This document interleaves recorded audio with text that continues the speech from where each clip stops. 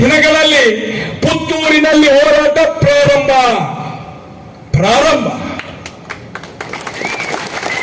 ಪುತ್ತೂರಿನಲ್ಲಿ ಹೋರಾಟ ಪ್ರಾರಂಭ. ಇನ್ನು 2-3 ತಿಂಗಳು ಹೋರಾಟ ಬಾಕಿ ಇದೆ.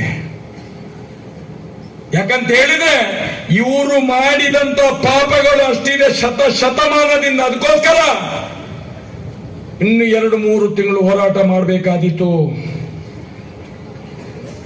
ಅದಕ್ಕೋಸ್ಕರ ನಾನು ಹೇಳುವಂತದ್ದು, ದಯವಿಟ್ಟು ಬಂಧುಗಳೇ, ಸತ್ಯದ ಹೋರಾಟದಲ್ಲಿ ಕೈ ಜೋಡಿಸಿ. ಬೇಕಾದ್ರೆ ನಾಳೆ ಬೆಳಿಗ್ಗೆ ಮಹಾಲಿಂಗೇಶ್ವರನ ಹತ್ರ ಹೋಗಿ ಯಾವುದು ಸತ್ಯ ಅಂತ ಆ ಬುದ್ಧಿ ಆ ಮಹಾಲಿಂಗೇಶ್ವರ ಕೊಡ್ತಾರೆ. ಮಹಾಲಿಂಗೇಶ್ವರ ಬೇರೆ ಅಲ್ಲ, ಆ ಮಂಜುನಾಥ ಬೇರೆ ಅಲ್ಲ, ಚಂದ್ರಮೌಳೇಶ್ವರ ಬೇರೆ ಅಲ್ಲ, ಆ ಅಣ್ಣಪ್ಪ ಬೇರೆ ಅಲ್ಲ. ಎಲ್ಲಾ ಶಕ್ತಿಗಳು ಒಂದೇ, ತಿಳ್ಕೊಳ್ಳಿ. ಅದರ ಜೊತೆಯಾಗಿ ಈ ಹೋರಾಟ ಇನ್ನು ಜಿಲ್ಲಾ ಪಂಚಾಯತ್ ಏರಿಯಾದಲ್ಲಿ, ತಾಲೂಕು ಪಂಚಾಯತ್ ಏರಿಯಾಗಳಲ್ಲಿ ಕೂಡ ನಡಿಬೇಕಾದೀತು.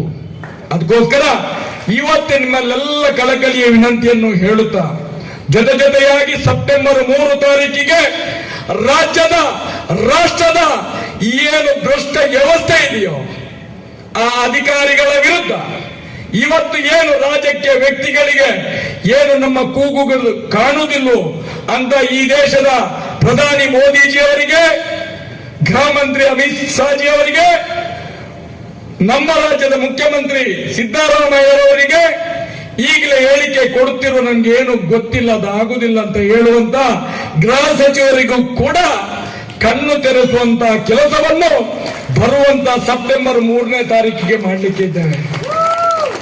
ನೋಡಿ, ನೀವು ಮಾಡಿದ ಪಾಪದ ಕೃತ್ಯಕ್ಕೆ ಇವತ್ತು ಜನ ಸಮೂಹ ಎದ್ದು ನ್ಯಾಯ ಕೇಳ್ತಾ ಇದೆ. ತಪ್ಪು ಮಾಡಿದ್ದೀರಿ ನೀವು ಅಂತ ಹೇಳಿ. ಅದಕ್ಕೋಸ್ಕರ ಹೆಚ್ಚಿನ ಸಂಖ್ಯೆಯಲ್ಲಿ ಆ ಒಂದು ಹೋರಾಟದಲ್ಲಿ ಭಾಗಿಯಾಗಬೇಕು.